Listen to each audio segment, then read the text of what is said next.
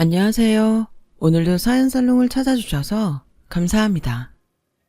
호랑이는 죽어서 가죽을 남기고 사람은 죽어서 이름을 남긴다죠.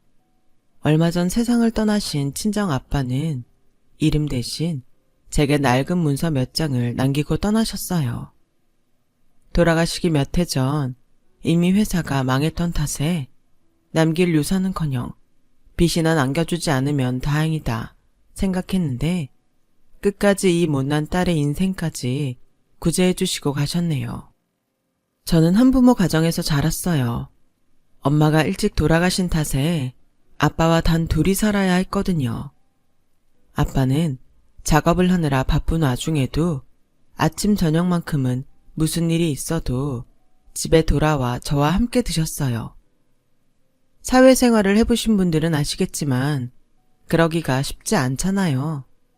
그럼에도 아빠는 딸아이 혼자 식탁 앞에 앉아있는 걸 가만두고 볼 수 없어서 희생을 하셨던 거죠. 그런 아빠 덕분에 저는 부모님 사랑에 굶주리지 않고 살 수 있었어요. 아빠가 엄마 몫까지 해주셨으니까요. 그럼에도 불구하고 제가 딸이기 때문에 아빠 혼자 감당할 수 없는 일들도 분명 있었어요. 그럴 때는 주변 분들의 도움을 받기도 했는데요. 대표적인 분들이 바로 저희 시부모님들이세요. 아빠와 제 시아버지는 30년 지기 친구 사이거든요. 두 분은 동향의 나이까지 같으세요. 오늘 제 이야기를 시작하려면 먼저 저희 아빠와 제 시아버지 관계부터 설명을 해야겠네요. 두 분이 처음 만난 건 아빠가 막 회사에 취직한 20대 후반대였어요. 당시엔 대학만 나와도 취직이 보장되던 시절이었는데 거기다 저희 아빠는 명문대 출신이라 남들보다 쉽게 취업할 수 있었어요. 졸업하자마자 꽤 이름 있는, 그러니까 지금으로 치면 대기업에 입사한 거죠. 하지만 아무리 명문대생이라고 해도 학업과 실무는 천지 차이잖아요. 그래서 아빠는 입사 후 한동안 엄청 고생을 하셨대요. 그 모습을 보다 못한 한 선배가 책상 앞에서 고민할 시간이 있으면 직접 현장에 가서 발로 뛰어 얻으라는 조언을 해주었대요. 그래서 그날부터 공장에 직접 달려가 실무자들 옆에서 현장에 돌아가는 상황을 파악하게 된 거죠. 그때 마침 공장에 막 취직해 일을 배우던 제 시아버지를 만난 거예요. 두 분 다 일찍 고향을 떠나와 각박한 서울살이를 하던 중이라 나이도 같고 고향도 같다는 공통점 때문에 금방 가까워질 수 있었대요. 거기다 홍기가 찼음에도 사귀는 사람 하나 없던 처지라 더더욱 두 분은 함께 보내는 시간이 많아졌죠. 툭하면 저희 아빠 자취방에 모여서 맥주를 마시거나 쉬는 날엔 근처 당구장을 찾곤 하셨대요. 주변에선 남자들끼리 붙어 다니니까 둘 다 연애도 못하는 거라고 떨어져 지내라고 했다지만 소용없었죠. 사람들 생각과 달리 저희 아빠와 제 시아버지가 결혼을 서두르지 않은 데에는 그럴 만한 이유가 있었어요. 저희 아빠는 자기 사업을 할 생각을 가지고 있어서 일적으로 어느 정도 자리를 잡은 후에 결혼하겠다 마음 먹은 상태였고, 제 시아버지는 가난 때문에 결혼을 할 처지가 못 됐던 거였어요.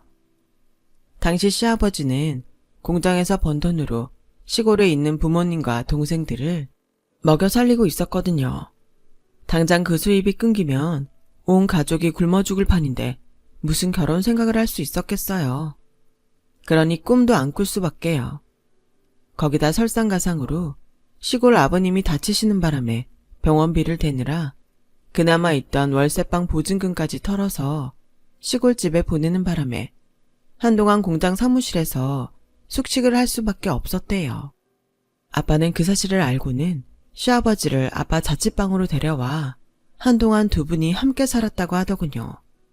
한 집에서 한 입을 덮고 살다 보니 두 분의 우정은 더욱 돈독해졌고, 독자였던 저희 아빠는 제 시아버지를 친형제처럼 생각하게 되었대요.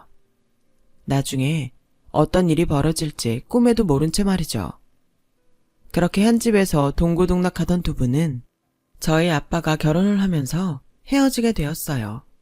입사 후 몇 년이 지나 꿈에 그리던 창업을 하게 된 아빠는 일찌감치 특허를 내놓은 기술이 몇 개 있어서 구멍가게 수준의 신생회사임에도 거래처를 확보할 수 있었고 운도 따라서 금세 자리를 잡을 수 있었어요.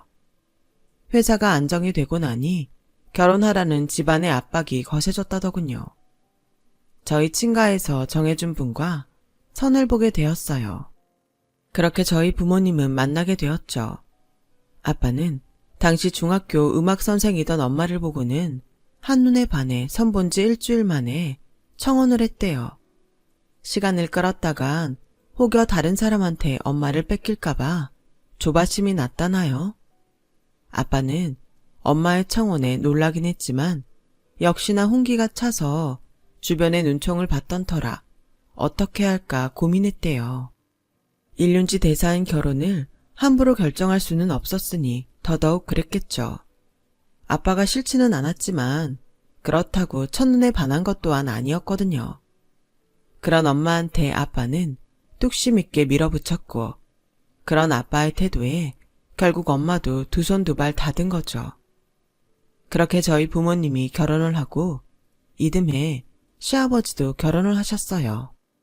신혼집 차릴 돈이 없어서 결혼을 미루려는 걸 저희 아빠가 월세방 보증금을 만들어주셔서 다행히 신접살림을 차릴 수 있었어요. 그때부터는 아빠와 저희 시아버지뿐만 아니라 엄마와 저희 시어머니도 친구처럼 가깝게 지내셨어요. 결혼은 저희 부모님이 먼저 했지만 출산은 저희 시부모님이 먼저였어요. 남편과 저는 1년 차이로 어릴 때는 거의 공동육아에 가까울 정도로 먹고 자고 싸며 함께 자랐답니다. 하지만 제가 유치원에 들어가기도 전에 엄마가 교통사고로 세상을 떠나셨고 이후로는 전보다는 소원한 관계가 돼버렸어요. 여자들끼리 모여 함께 육아할 때보다는 아무래도 거리감이 생겼거든요. 비록 집안끼리는 전보다 왕래가 덜했지만 그래도 아빠와 시아버지는 여전히 돈독한 관계를 이어가셨어요. 시아버지가 다니던 공장을 그만두고 독립을 했을 때도 아빠가 회사 하청업체까지 시아버지 공장으로 바꿔줄 정도로 챙기셨거든요. 덕분에 시댁 살림도 피기 시작했고 몇 년 뒤 집을 사서 지금의 집으로 이사를 하게 되었어요. 여기까지가 아빠와 시아버지 그리고 저의 성장 스토리예요. 이때까지만 해도 아빠와 시아버지는 서로 서둔지간이 될 줄은 꿈에도 모르셨을 거예요. 저랑 제 남편도 그랬으니까요. 초등학생 때까지는 그래도 가족끼리 종종 만나 여름 휴가도 같이 가고 모여서 밥도 먹고 그랬지만 사춘기가 되고부터는 서로 어색해서 만나도 대면대면 굴었거든요.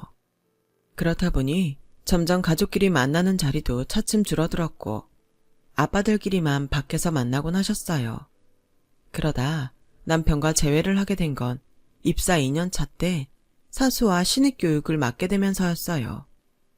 명단에 적힌 이름을 보는데 그중에 낯익은 이름이 있더라고요. 그리 독특한 이름이 아니라서 동명이인일 거라 생각했는데 막상 얼굴을 보니 남편이 맞더라고요. 남편은 저를 보자 반가움과 묘한 감정이 교차하는 듯 했어요. 나중에 그러는데 원서를 넣은 곳 중 2군데에 붙었는데 일부러 제가 있는 회사로 들어왔다더군요. 저보다 연차가 낮은 건 알지만 그래도 한 공간에 있고 싶었대요. 오래전부터 저를 짝사랑했지만 워낙 사는 형편이 차이가 나서 고백은 꿈도 못 꾸고 있었다네요. 그러다 직장이라도 같이 다니면 제가 자기를 쳐다봐주지 않을까? 고민 끝에 내린 결정이었죠. 그리고 남편의 그 결정은 적중했어요. 남편이 같은 회사에 입사하고부터 저도 자꾸 신경이 쓰였으니까요. 눈에서 멀어지면 마음에서 멀어진다고. 하지만 반대로 자꾸 눈에 들어오니 마음도 가까워지게 되더라고요. 게다가 남편이 저희 부서로 발령받는 바람에 일적으로도 자주 엮이면서 많이 가까워지게 되었어요. 처음엔 일적으로 지내다가 의도적인 남편의 접근으로 이성적으로도 가까워지게 되었죠. 남편은 회사에서 제가 동료들과 나누는 대화를 통해 무슨 영화를 보고 싶어 하는지, 요즘 최대 관심사는 뭔지 등을 캐치했고 그에 맞는 상황을 만들어 제게 접근했어요. 물론 당시엔 이런 사실들을 몰랐었죠. 그저 남편이 저와 성향이 비슷한 줄로만 알았을 뿐이에요. 지금 생각해보면 남편은 참 주도 면밀한 사람인 것 같아요. 자신이 원하는 걸 손에 넣기 위해 계획하고 오랜 시간 버틸 줄 아는 걸 보면 말이죠. 그리고 그건 시아버지를 닮은 것 같더군요. 물론 나중에서야 알게 된 거지만요. 한 직장에서 같은 프로젝트를 맡아 진행하면서 전후에도 사랑도 싹튼 우리는 재회한 지 1년도 안 돼 연애를 시작했어요. 그런데 막상 부모님들께 말씀드리려니 고민이 되더라고요. 사귀다 결혼까지 가면 다행이지만 혹시라도 중간에 헤어지게 되면 아빠들 사이도 서먹해지지 않을까 걱정이 되었거든요.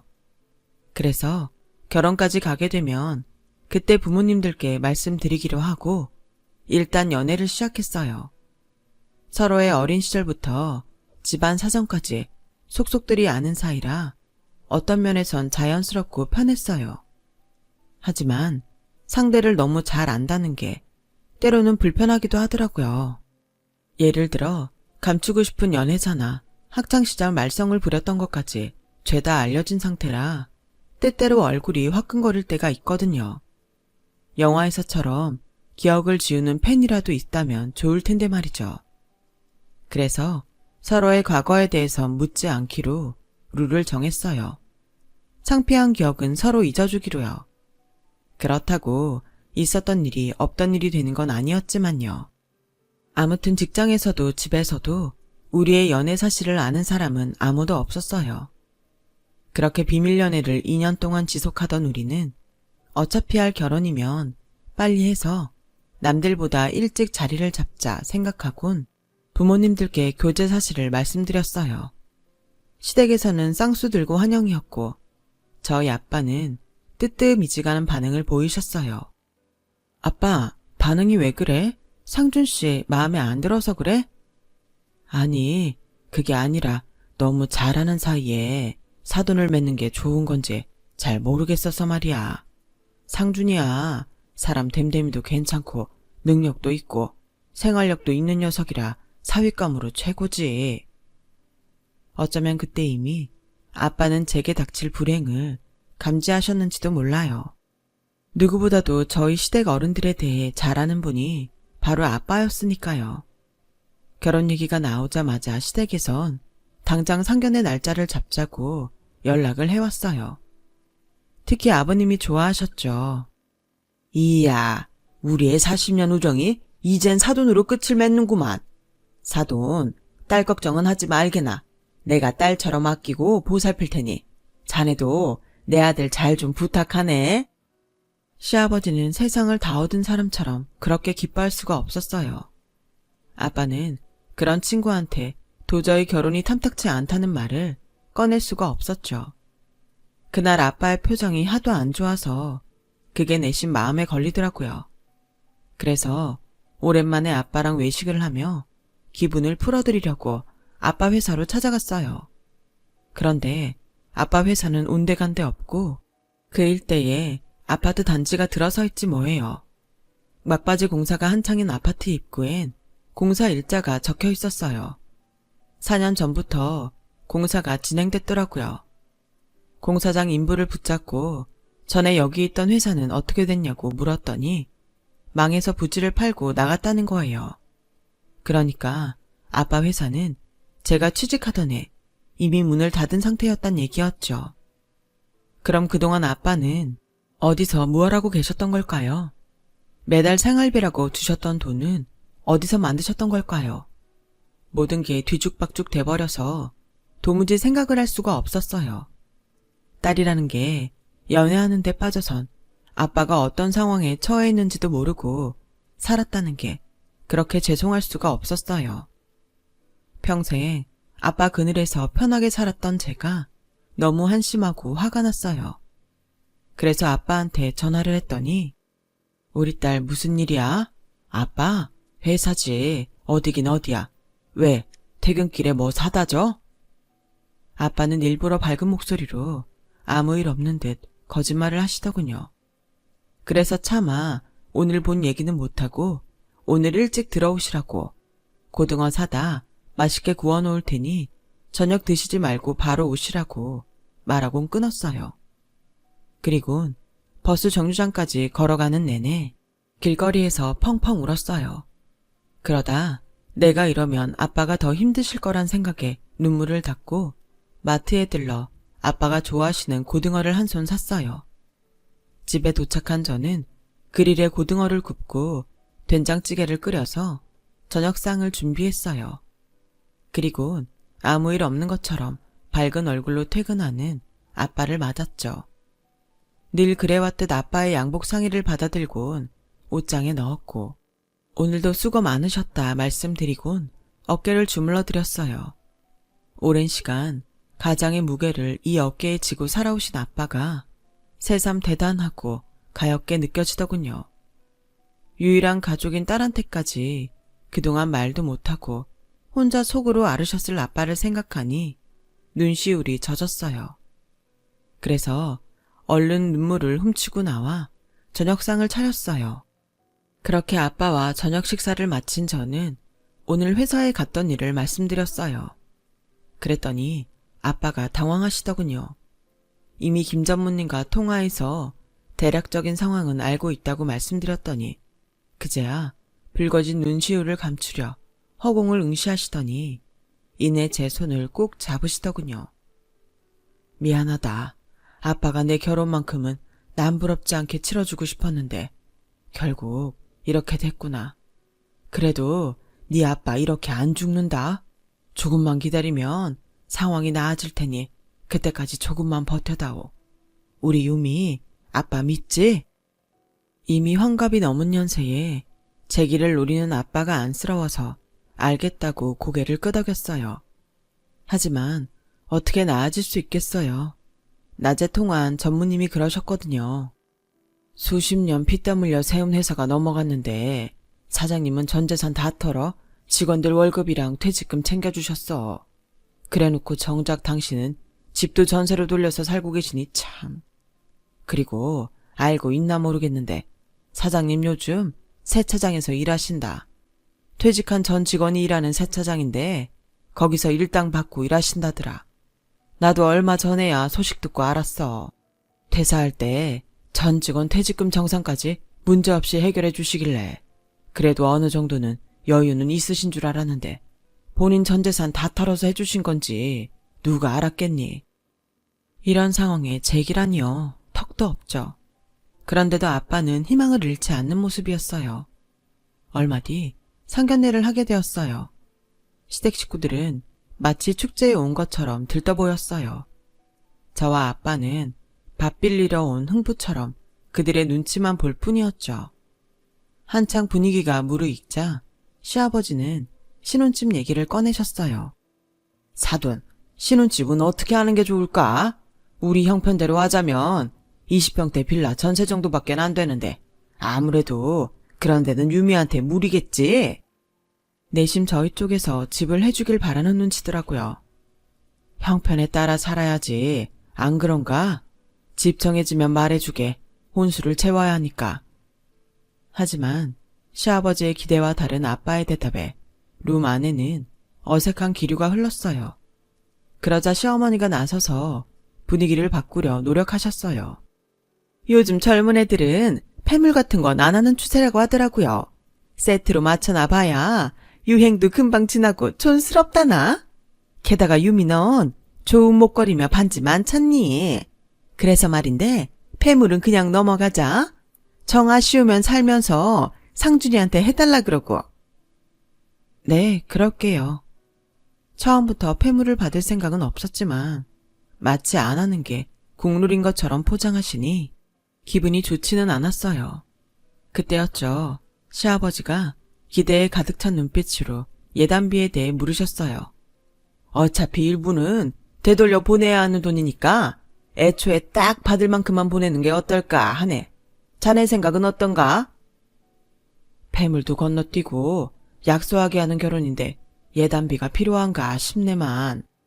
어차피 자네나 나나 집안 식구도 별로 없으니 친인척 인사는 각자 하는 걸로 하면 어떨까 하네. 그러자 큰일이라도 난 것처럼 호들갑을 떨며 시어머니가 말했어요. 아니, 그래도 예단비까지 생략하는 건 너무 심하지 않나요? 폐물이야. 어차피 안 쓸 거니까 그런다 치지만 예단비는 다르죠. 있는 사람이 더하다더니 너무하시네요. 그렇잖아요. 솔직히 자식이 둘만 돼도 이런 말 안 해요. 하나밖에 없는 자식 장가 보내는데 예단비도 못 받고 하는 게 어딨어요. 집 문제만 해도 그래요. 저희 형편 뻔히 아시면서 이럴 때 그쪽에서 아파트 한 채 주시면 좀 좋아요. 어차피 나중에 유미한테 물려줄 재산이잖아요. 그런데 꼭 이렇게 야박하게 구실 일이냐고요. 정말 서운하네요. 시어머니 못지않게 시아버지도 많이 서운한 표정이었어요. 그러자 아빠가 낮은 한숨을 쉬시곤 말씀을 이어가셨죠. 실은 몇 년 전에 회사 문 닫았습니다. 자네한테는 진작 얘기 못한 거 미안하네. 자네한테 부담 줄까봐 일부러 숨기고 있었네. 회사 정리하면서 그간 일해온 직원들 월급이랑 퇴직금 정산해주고 나니 수중에 남은 돈이 없네. 몇 년만 기다렸다가 식을 올렸으면 지금보다는 제대로 치러서 보낼 수 있었겠지만 현재 형편은 그게 안 될 것 같습니다. 죄송합니다. 회사를 접었다는 말에 시댁 식구들은 하늘이 무너진 것처럼 낙담했어요. 아니, 자네는 그런 일이 있었으면 진작 나한테 말을 할 일이지 이렇게 폭탄 선언을 하는 게 말이 되나? 그리고 내가 무슨 부담을 느낀다고? 아무래도 자네하고는 그 문제도 있고 하니까 내 딴엔 그렇게 생각했지. 그땐 그 말이 무슨 소린지 몰랐는데 알고 보니 돈 문제더라고요. 10여 년 전쯤인가 시아버지가 사고를 치시는 바람에 한때 시댁이 휘청했던 적이 있었어요. 한때 시아버지는 공장 일이 잘 안 되자 도박에 빠져 사셨던 적이 있었는데 그 바람에 저희 아빠 회사 납품 기일을 못 맞춰서 손실을 끼친 적이 있었거든요. 그 바람에 저희 아빠 회사에서는 시아버지 공장과 거래를 끊어야 한다는 얘기가 나왔고 아무리 사장이라지만 아빠가 더는 친구 회사를 감싸줄 수가 없게 된 거예요. 손해 입은 부분은 저희 아빠가 수습을 하는 대신 거래를 끊게 된 거였죠. 그런데 여기까지는 겉으로 드러난 상황이었고 이면에는 다른 문제도 있었어요. 바로 돈이었죠. 거래도 끊긴 데다 시아버지가 도박으로 날린 돈 때문에 공장이 넘어가게 된 거였죠. 그래서 집을 팔아 공장을 잡아야 할 판이었어요. 그때 아빠가 이자 없이 수억을 빌려주셨고 시아버지는 각서와 담보라며 집 문서를 내주셨어요. 아무리 친구 사이라지만 돈 문제는 확실히 해야 한다면서요. 각서에는 10년 안에 이 돈을 못 갚으면 집을 내주겠다고 명시해 두었더라고요. 그러니 아빠 입장에선 당신 사업이 망해 생활이 어렵다는 걸 친구가 알게 되면 그 돈을 갚아야 한다는 부담감이 생기지 않을까 해서 일부러 회사 문 닫은 얘기를 안 하신 거죠. 그런데 그날 보니 시아버지는 그 일을 까맣게 잊고 있었던 것 같았어요. 애초에 돈을 갚을 생각이 없었던 사람처럼 말이죠. 그래서 그날 상견례가 끝난 뒤 아빠가 제 시아버지랑 두 분이서 따로 술을 마시며 그 얘기를 했더니 그제야 생각난 듯 눈을 동그랗게 뜨고는 놀라더래요. 그날 밤 술에 취해 늦게 집에 돌아온 아빠는 침통한 표정이셨어요. 아무래도 두 분이 말다툼을 하셨던 모양이에요. 그 일이 있고 일주일쯤 지났을까요? 아침부터 남편한테 전화가 왔더라고요. 회사에서 곧 볼 텐데 말이죠. 전화를 받았더니 남편이 난처한 목소리로 시아버지를 바꿔주더라고요. 시아버지는 다짜고짜 아빠를 바꾸라고 하시며 네 아빠는 왜 그렇게 전화를 안 받냐고 짜증을 내셨어요. 전화를 받은 아빠는 점점 안색이 어두워지셨죠. 그리곤 짧은 대답을 끝으로 전화를 끊으셨어요. 제가 무슨 일이냐고 물었더니 옹졸한 놈 같으니라고. 유미야, 너 이 결혼 후회하지 않겠니? 지금이라도 안 늦었으니까 다시 한번 생각해보는 게 어때? 그래서 무슨 일인지는 몰라도 두 분이 싸웠다고 자식들 혼사까지 그만두라고 하는 건 너무한 거 아니냐고 따졌어요. 그러자 아빠는 잠시 숨을 고르시더니 신혼살림은 시댁의 차리라고 그러는구나. 자세한 건 회사 가서 이서방한테 들어라. 아, 고래 싸움에 새우등 터진다고 아빠들 싸움에 저희만 피해를 보게 됐지 뭐예요. 회사에 가서 남편한테 물었더니 시아버지께서 도저히 전셋집 마련이 힘드시다고 한 몇 년 집에 들어와 살라고 하셨다는 거예요. 전세 보증금이 문제라면 우리가 대출받아서 해결하겠다고 했더니 시작부터 은행 빚지고 살 생각 말라시면서 가풍 익힌다 생각하고 들어와 살라고 하셨대요. 안 그러면 이 결혼은 없던 일로 하시겠다고요. 자기야, 딱 3년만 참고 살자. 따지고 보면 아빠 말이 틀린 것도 아니야. 3년이면 너랑 나랑 최소한 몇 천은 모을 거 아니야. 이자도 안 내고 돈도 모을 수 있으니까 우리 그렇게 하자. 응? 솔직히 싫었어요. 우리 집이 망하지만 않았다면 당장 아빠한테 말해서 전셋집 하나 구해달라고 부탁하고 싶은 심정이었죠. 하지만 혹여 제가 그런 말을 꺼낸다면 당장 아무것도 못해주는 아빠 심정이 어떻겠어요. 그래서 어금니를 꽉 꿰물고 그래, 한번 살아보자 결심했죠. 결혼을 앞두고 아빠는 혼자 큰 집에서 살기 불편하다시며 작은 전셋집을 얻어 이사를 하셨어요. 제 짐은 시댁 남편 방으로 들어갔고요. 집도 좁은데 시부모님의 시동생까지 총 5식구가 복잡거리고 살려니 생각만 해도 한숨이 났어요. 그렇게 40년 우정에 금이 가며 치룬 결혼식이 끝나고 본격적인 10월드 입성을 하게 되었죠. 사람 사는 게 다 거기서 거기 아니겠냐 생각했는데 거기서 거기까지의 거리가 제 생각보다 아주 멀더라고요. 시어머니는 제가 들어오고부터 아예 주방일에서 손을 떼셨어요. 청소며 빨래도 마찬가지고요. 결혼 전에는 그렇게 저를 예뻐하던 시아버지도 툭하면 예단비 얘기를 꺼내시며 마치 저를 원수의 딸을 보듯 하셨죠. 시동생은 밖으로 도느라 집안일엔 관심도 없었고요. 처음엔 제 기분을 맞춰주려고 무지 애를 쓰던 남편도 시간이 지나자 마치 나와 방만셔에 사는 룸메이트처럼 제 일에 무관심했어요. 이런 게 결혼 생활인 줄 알았다면 절대로 하지 않았을 텐데 후회하며 하루하루 버텨나가고 있었죠. 그러던 어느 날이었어요. 회사 사람들이랑 점심을 먹고 오는데 아빠한테 전화가 왔더라고요. 아, 신 사장님 따님 휴대폰이죠. 전 세차장 사장인데요. 신 사장님이 방금 쓰러지셨어요. 뙤약볕에 장시간 세차 일을 하시다 탈진하셨는데 숨을 쉬지 않는다며 당장 병원으로 와달라고 하더군요. 급하게 병원으로 달려가 보니 이미 아빠는 세상을 떠나셨더라고요. 장난인 줄 알았어요. 주말에 제가 집에 갔을 때만 해도 멀쩡하던 분이 죽었다뇨.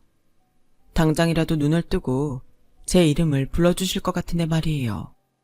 뒤늦게 소식을 듣고 달려온 남편은 황망한 저희 아빠의 죽음에 말을 잇지 못했어요. 장례식 내내 무슨 정신으로 버텼는지 모를 정도로 저는 정신을 차릴 수가 없었어요. 더 이상 아빠가 세상에 없다는 생각을 하자 현실을 부정하고 싶었거든요. 남편이 옆에 서 있는데도 저 혼자 허허 벌판에 서 있는 기분이 들었어요. 나는 이제 정말 고아가 됐구나 싶은 게 눈물만 흐르더군요. 그런데 그런 제 눈물을 단번에 씻어준 사람이 있었어요. 바로 시아버지였죠. 시아버지는 장례가 끝나자마자 저희 친정에 찾아와 조의금 박스부터 찾으셨어요. 그리곤 100만 원씩 다발로 묶여있는 돈 중 10다발을 종이봉투에 넣으시곤 이건 니들 결혼할 때 못 받은 예단비라고 생각해라. 아무리 생각해도 예단비 못 받은 게 자꾸 마음에 걸려서 안 되겠더라. 네 아빠 그렇게 보내고 경황 없을 테니 한동안 여기서 지내도록 해라. 안 사람한테는 내가 말해두마. 아버님, 지금 뭘 하시는 거예요? 저희 아빠랑 40년 지기 친구 아니세요? 그런데 어떻게 친구 죽자마자 조이금부터 가로챌 생각을 하세요? 장례식에 빈손으로 오신 건 가족이니 그런가 보다 넘길 수 있어요. 하지만 조이금까지 손대실 줄은 정말 몰랐네요. 그깟 예단비가 친구보다 더 중요한가요? 그런 거냐고요. 나라고 이러고 싶어 이러냐? 애초에 예단비 안 주고 입 닦은 건 네 아빠 아니냐? 나 나쁜 사람 만들지 마라. 나쁜 건 네 아빠니까. 아무리 친구 사이래도 돈 관계는 확실해야 하는 거 아니냐? 순간 결혼 전에 아빠가 화가 잔뜩 나서 돌아오셔선 제게 하셨던 말이 불현듯 떠올랐어요. 10몇 년 전 아버님이 써준 각서와 집 계약서 얘기였죠. 아, 아버님이 그렇게 돈관계가 철저한 분인 줄은 몰랐네요. 네, 그럼 이참에 아버님식으로 우리 계산 좀 해볼까요? 정확히 12년 전에 아버님이 집담보로 저희 아빠한테 빌려가신 3억 5천만 원. 기억하시죠? 10년 안에 그 돈 못 갚으면 집이라도 대신 주겠다고 계약서까지 가져오셨죠. 근데 올해로 딱 12년 됐네요. 아니, 네가 그걸 어떻게 알아? 네 애비가 너한테 그 돈 꼭 받으라고 그러디? 내가 돈 떼어먹을까 봐. 그리고 그 당사자가 죽은 마당에 이제와 그딴 각서가 무슨 소용이냐? 난 그 돈 못 준다. 받고 싶으면 죽은 네 아빠 데려와. 왜 이러세요? 부모가 죽으면 재산도 채무도 자식이 물려받는 거 모르세요? 전 아빠 재산 포기할 생각 없어요. 그러니까 오늘까지 제 앞에 3억 5천 가져오시던가 아니면 집 비워주세요. 합의는 없습니다. 아, 그리고 아드님한테도 전해주세요. 난 너같이 무능한 룸메이트 필요 없으니까 당장 이혼하자고요. 다 들으셨으면 제 집에서 나가주세요. 그제야 시아버지는 이 싸움에서 자신이 얼마나 불리한 상황인지 눈치를 챘는지 저를 붙잡고 싹싹 빌기 시작했어요. 하지만 이미 바닥까지 다 본 상황에 이깟 사과가 무슨 소용이래요? 이래서 검은 머리 짐승은 돌보는 게 아니라고 했나 보네요. 그동안 저희 아빠가 아버님한테 얼마나 잘해주셨는데 그깟 돈 몇 푼에 인간이기를 포기하세요? 전요, 저희 아빠처럼 마음이 넓은 사람이 아니라서 아버님 같은 사람 근처에 두고 싶지도 않네요. 그러니까 더는 안 보고 살았으면 좋겠습니다. 당장 나가세요. 그날 이후 저는 남편과 이혼을 했고 소송을 통해 시댁 식구들이 살고 있는 집도 뺏었어요. 거기다 결혼 파탄에 이르게 한 시아버지와 그런 상황에도 늘 수수방관했던 남편을 상대로 정신적 피해 보상과 그에 따른 위자료를 청구했어요. 하루가 멀다 하고 회사와 저희 집으로 찾아와 소송을 벌이던 시댁 식구들은 접근금지 명령을 받았죠. 그런 사실이 회사에 알려지자 남편은 부서 이동을 신청했고 남편의 발행과 달리 회사는 남편을 지방 계열사로 보내버렸어요. 그렇게 시간이 흘러 아빠 일주기가 다가왔어요. 저는 회사에 월차를 내고 모처럼 아빠를 위해 상을 차렸죠. 저희가 제사를 지내는 집이 아니라서 거창하게 제사상까지는 아니고 평소 아빠가 좋아하시던 음식들로 상을 차렸어요. 아빠랑 같이 밥을 먹는다는 생각으로 정성껏 준비를 하고 있는데 초인종이 울리지 뭐예요. 문을 열어보니 아빠 회사에서 일했던 직원 몇 분이 찾아오셨더라고요. 제사상에 술이라도 올리려고 왔다고요. 그래서 그분들을 모시고 다 함께 저녁 식사를 했어요. 그런데 마지막까지 아빠와 함께 일했던 전 직원이자 세차장 사장님이 이상한 얘기를 하시더라고요. 분명히 들었어요. 회사 건물에 딸린 공장 부지가 하도 넓어서 팔 때 액수를 깎아주는 대신 거기에 건설될 아파트를 세 채 받기로 했다고요. 계약서에도 명시돼 있다던데 몇 년 뒤면 입주 시작된다고 그때 되면 따님한테 한 채 주시겠다고 얼마나 좋아하셨는데요. 하필 형편 어려울 때 시집 보내느라 혼수도 부실하게 해서 보냈다고 얼마나 마음 아파하셨는지 몰라요. 혹시 몰라 손님들이 가시고 아빠가 남긴 서류들 중에 건물과 공장 부지를 판 계약서를 찾아보았는데 정말 세차장 사장님 말대로 그런 조항이 있더라고요. 그것도 가장 큰 평수로 세 채나 받기로 했더라고요. 아빠가 몇 년만 참으면 이라고 했던 말의 뜻이 이거였던 거죠. 다음날 아파트 사무실로 찾아가 담당자를 찾았더니 그분이 안 그래도 수차례 전화를 해도 안 받고 우편으로 서류를 보내도 반송이 되길래 걱정했다면서 65평짜리 새 채를 제 명의로 해주시겠다고 하더라고요. 그 전에 상속세와 이런저런 세금을 납부해야 한다고 해서 변호사를 선임해 일처리를 했어요. 세 채 중 한 채는 제가 살기로 하고 나머지 두 채는 세를 놓기로 했어요. 세금은 이혼하면서 챙긴 돈으로 처리를 했고요. 살아생전에도 딸을 위해서라면 당신 인생도 포기하고 사셨던 아빠는 세상을 떠나신 후에도 이렇게 저를 지켜주셨네요. 비록 40년 지기 친구한테는 배신을 당했지만 그래도 잊지 않고 기일에 찾아주는 직원들도 있고 우리 아빠는 인생을 꽤 잘 사신 분인 것 같아요. 저도 이제부터 아빠처럼 제대로 인생을 살아볼 생각입니다. 제 사연을 들어주셔서 감사합니다. 건강 조심하시고 행복한 오늘이시길 바랍니다. 여러분, 사연 댓글에 응원과 현명한 조언 부탁드려요. 좋아요와 구독은 저에게 큰 힘이 됩니다. 오늘도 좋은 일 가득하세요.